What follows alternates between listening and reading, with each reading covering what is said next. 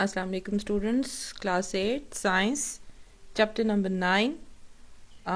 Topic है हमारा applications of bimetallic strips, page number 129।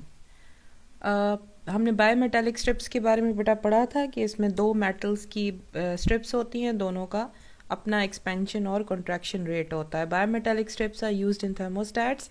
Bimetallic जो स्ट्रिप्स इस्तेमाल होती हैं थर्मोस्टैट्स में। A thermostat is a device that is used to control temperature in electrical appliances such as electric irons, heaters, refrigerators, air conditions, ovens and stoves. It is also used in fire alarms. Bimetallic strips बेटा thermostat में इस्तेमाल होती है और thermostat एक ऐसी device है जिसको आप टेम्परेचर को कंट्रोल करने के लिए यूज़ करते हो। और कहाँ पर कंट्रोल करना होता है?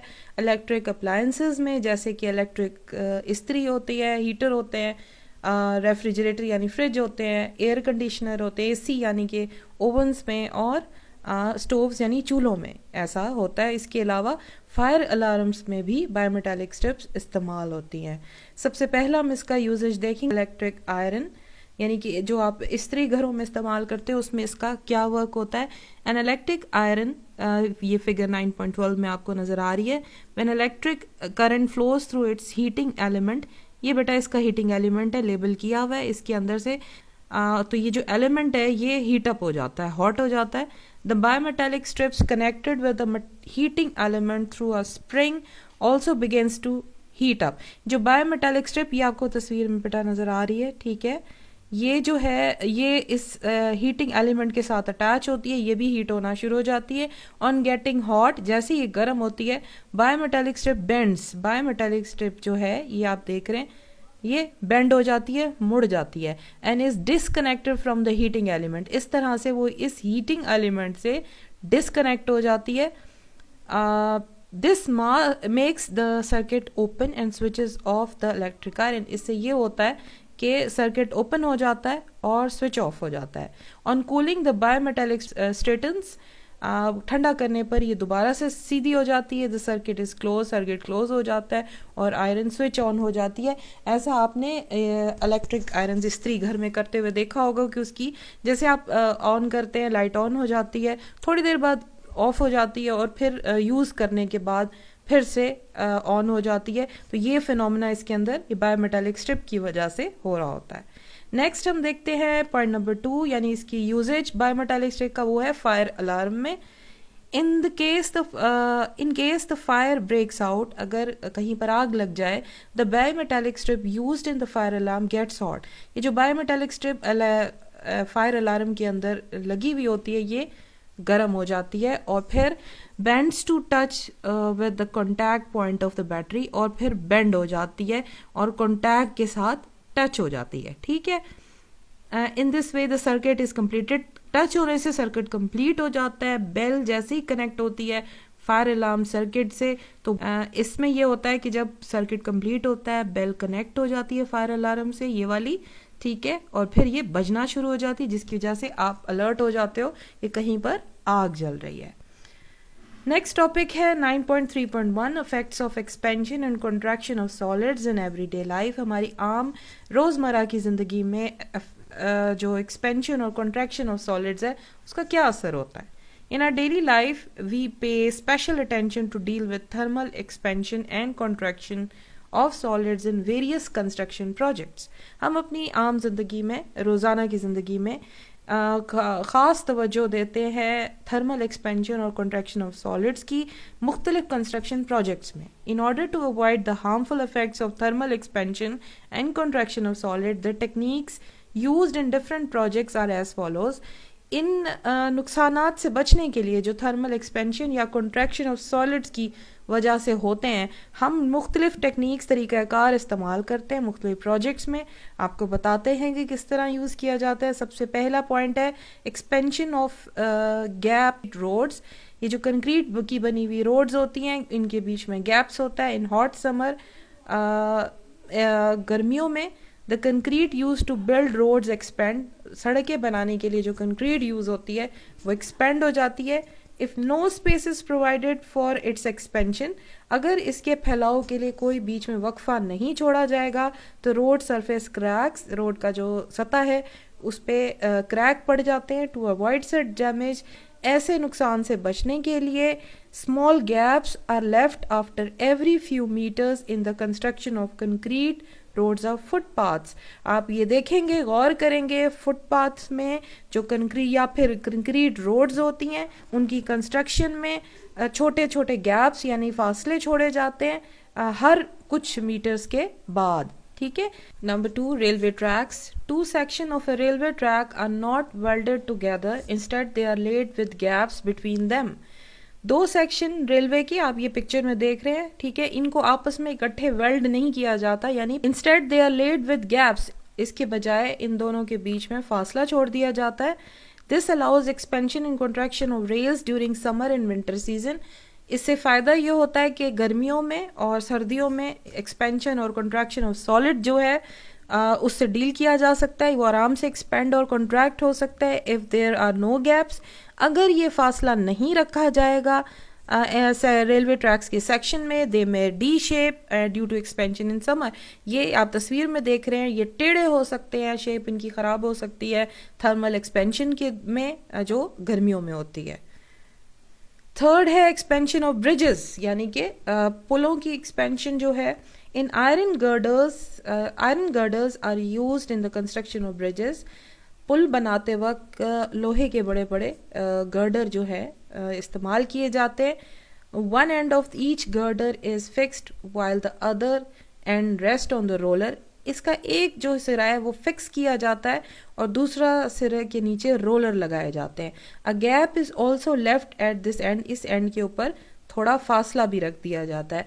इन दिस वे, इस तरह the girder can move forward और बैकवर्ड ड्यूरिंग एक्सपेंशन और कॉन्ट्रैक्शन। इस तरह गर्डर जो है वो आगे और पीछे मूव कर सकता है एक्सपेंशन और कॉन्ट्रैक्शन के दौरान। If there is no expansion gap bridges में गेट डैमेज। अगर हम ये एक्सपेंशन गैप नहीं छोड़ेंगे तो पुल जो है वो डैमेज हो सकता है, टूट सकता है। Point number 4, overhead power lines and telephone wires. Overhead telephone and electricity wires installed on poles expand during hot weather and contract in cold weather। पर पोल्स के ज़रिए मूव कर रही हैं उनकी बात की जाती है, ये हॉट वेदर में एक्सपेंड हो जाती हैं और कोल्ड वेदर में कॉन्ट्रैक्ट हो जाती हैं। The wires between two poles are given a certain amount of sag. इन दो पोल्स के बीच में जो तारे हैं उनको थोड़ा सा लटका दिया जाता। इससे ये फ़ायदा होता है कि सर्दियों में जब ये वायर्स कॉन्ट्रैक्ट होंगी तो एक दूसरे से टकराएंगी नहीं। ठीक है, आप ये देखिए, विंटर में थोड़ा सा ये टाइट हो जाता है, समर में ये थोड़ा सा ढीला हो जाता है। Large bends in pipes. Point number 5 है, the pipes through which hot और कोल्ड लिक्विड और gas flows are often given bends. वो पाइप्स जिनके अंदर से गर्म ठंडा पानी या गैस फ्लो होती है उनको आपने देखा होगा कि उनमें फ्लो बेंड दिया जाता है। ठीक है, सो दैट दे में एक्सपेंड और कॉन्ट्रैक्ट विदाउट क्रैकिंग, ताकि वो आसानी से एक्सपेंड या कॉन्ट्रैक्ट हो सकें बगैर क्रैक हुए। पॉइंट नंबर हमारा टॉपिक है बेटा 9.4, uses of expansion and contraction of liquids. Topic है हमारा thermometer. The expansion and contraction property of liquid is widely used in different techniques. Expansion और कॉन्ट्रैक्शन की जो लिक्विड्स की प्रॉपर्टी है इसको बहुत ज़्यादा इस्तेमाल किया जाता है। फॉर एग्जांपल, मिसाल के तौर पे liquids like mercury and alcohol are used in thermometer. Thermometer में मर्करी और अल्कोहल का इस्तेमाल किया जाता है। Thermometer is a device that is use for measuring temperature. आपको पता है थर्मोमीटर एक ऐसी डिवाइस है जिसको टेम्परेचर मेजर करने के लिए यूज किया जाता है। When the bulb of the thermometer is touch with some hot object, ये जो बल्ब है थर्मोमीटर का, जब ये किसी हॉट ऑब्जेक्ट को टच करता है तो लिक्विड इसके जो नैरो ट्यूब है इसके अंदर वो एक्सपेंड करता है और राइज अप कर देता है और इससे हम उस बॉडी का टेम्परेचर नोट कर सकते हैं। For your information, the air filled in vehicle tires, volleyballs and basketballs expand in hot weather. As a result, the tires and balls can burst in hot weather.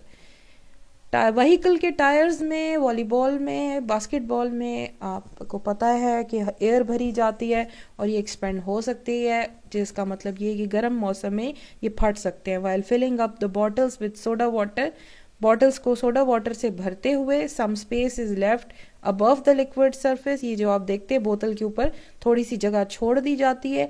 ये इसीलिए छोड़ दी जाती है कि लिक्विड जो है हॉट वेदर में expand कर सकता है।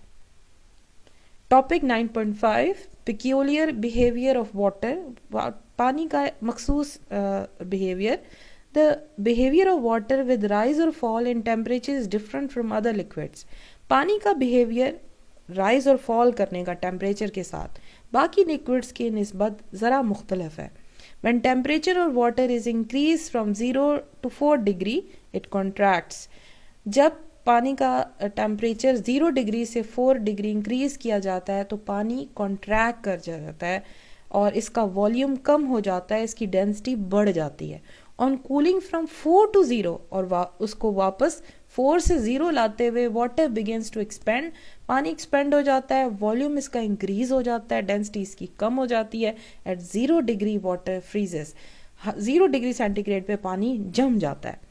Due to this peculiar behaviour, इसके इस मखसूस बिहेवियर की वजह से व्हेन वाटर फ्रीजेस, जब पानी जमता है, इट एक्सपेंड्स, ये फैल जाता है। Density of ice become less than water, लेकिन इसकी डेंसिटी कम हो जाती है बर्फ की पानी की निस्बत।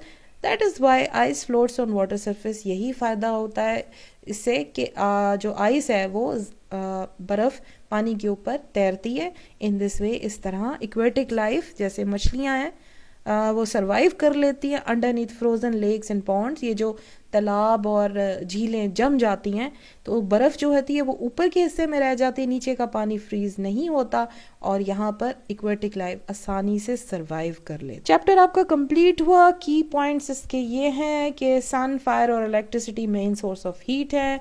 तमाम मटीरियल ऑब्जेक्ट्स एक्सपेंड करती हैं हीटिंग पे, कॉन्ट्रैक्ट करती हैं कूलिंग पे।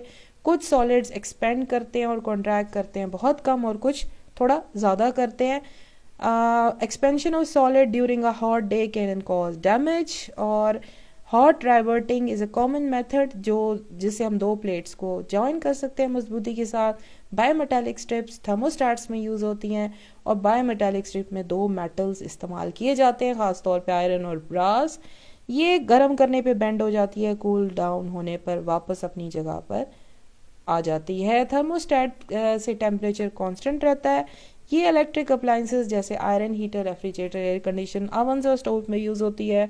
जब लिक्विड को हीट किया जाता है इसके पार्टिकल्स फास्टर मूव करते हैं, इंटर पार्टिकल डिस्टेंस इंक्रीज हो जाता है जिससे लिक्विड एक्सपेंड हो जाता है, और ये रिवर्स हो जाता है जब लिक्विड कूल डाउन किया जाए। वाटर जो है टेम्परेचर रेंज 0 to डिग्री में बिहेव करता है मुख्तलिफ बाकी लिक्विड्स की निस्बत, और वाटर एक्सपेंड करता है कूलिंग पे और कॉन्ट्रैक्ट करता है हीटिंग पे इस टेम्परेचर रेंज में। When a gas is heated, जब गैस को हीट किया जाता है इसके पार्टिकल मूव फास्ट करते हैं, इंटर पार्टिकल स्पेस बढ़ जाती है जिसकी वजह से गैस एक्सपेंड कर जाती है, इसका वॉल्यूम भी बढ़ जाता है, और ऐसा रिवर्स होता है कूल डाउन होने पे। और आपका बेटा चैप्टर नंबर 9 कंप्लीट हुआ। Thank you.